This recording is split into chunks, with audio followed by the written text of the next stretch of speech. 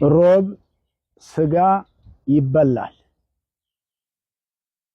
ምክንያቱም ጌታችን ኢየሱስ ክርስቶስ የተወለደበትን ዕለት ስለምናከብርበት።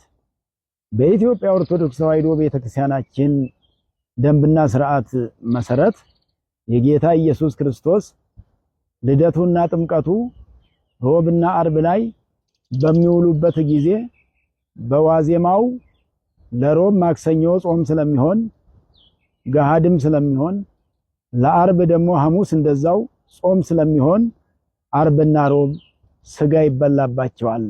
ፍስክ ናቸው። አርብና ሮብ ጾመ ድህነትም የሚባሉት በሌላ ጊዜ ነው። የጌታ ኢየሱስ ክርስቶስ በዓል ሲያጋጥምና ሲውልባቸው ግን ከጾመ ድህነታቸው ይልቅ የሚታሰበው የጌታችን ትልቁ በዓል ነው። ድህነቱን ጾመ ድህነት ብሎም ያመጣልን እሱ ስለሆነ አባቶቻችን ሰለስቱ ምዕት ናቸው ጾመ ድህነትን ያስተማሩት። በራሳቸው መጽሐፍ ላይ ሰለስቱ ምዕት በሃይማኖተ አበው አርብና ሮብ እንደሚሻሩት በልደት በጥምቀት እንደዚሁም በጌታችን ኢየሱስ ክርስቶስ ትንሳኤ ነው። ትንሳኤም 50 ቀን ሙሉ በትንሳኤ ምክንያት አርብና ሮብ ፍስክ ይሆናሉ። ዛሬም ለአንድ ቀን ልደቱ ሮብ ላይ ስለዋለ ፍስክ ይሆናል።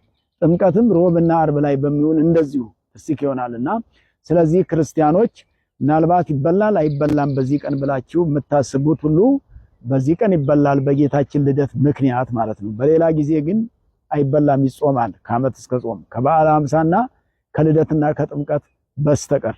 ስለዚህ ይሄንን በዚህ አስበን እንድንረዳና እንዳንወዛገብ ያስፈልጋል። ሌላው ደግሞ እርድ የሚባለው ከለቅዳሴ ከተወጣ በኋላ እንጂ ቀደም ብሎ ማታ ላይ አይታረድም። የሚታረደው በዓሉ ከደረሰ በኋላ ነው። በዋዜማ ማረድ ማለት በጾም ማረድ ነው። በጾም የታረደ እንደመብላት ነው። በጾም የታረደ አይበላም፣ በፍስክ የታረደ ይበላል። ይህንንም አስባችሁ በጾም የታረደውን ሳይሆን በፍስክ የታረደውን መብላት ስለሚገባ በጾም ታርዶ ስለማይበላም በጾም አይታረድምም አይበላምም። አለመታረድም አለ አለመበላትም አለና አንዳንዴ ግን እርዱ በጾም መብሉ በፍስክ ስለሚበላ እርዱም ቢሆን በፍስክ እንጂ ሳይፈሰክ የፍስክ ሰዓት ሳይደርስ ቅዳሴ ሳይወጣ የማይታረድ ስለሆነ ይሄን በዚሁ እንድታስተውሉ ለማድረግ ነው። እግዚአብሔር ከሁላችን ጋር ይሁን። በዓላችንን የሰላም የጤና የበረከት የረድኤት በዓል እንዲያደርግልን እንኳን ለብርሃነ ልደቱ በሰላም በጤና አደረሰን አደረሳችሁ።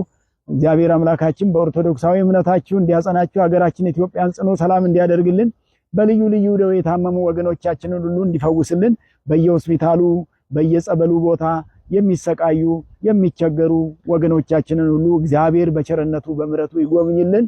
ወስብሐት ለእግዚአብሔር። ይቆያል።